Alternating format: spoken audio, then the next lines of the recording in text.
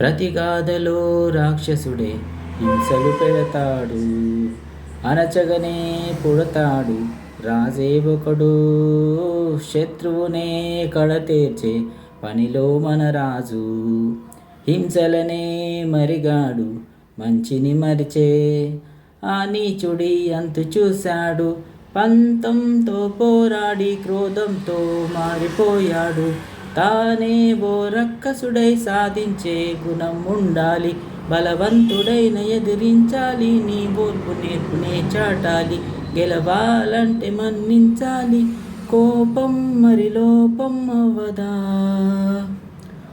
యుద్ధమైన చిరునవ్వుతోటి నువ్వు ఆపేసి చూపాలిరా, నీ గొప్పులిలా మిగలాలిరా. ఆ శిలపైనే ఒక రాతలా, నీ తప్పులిలా చెరగాలిరా.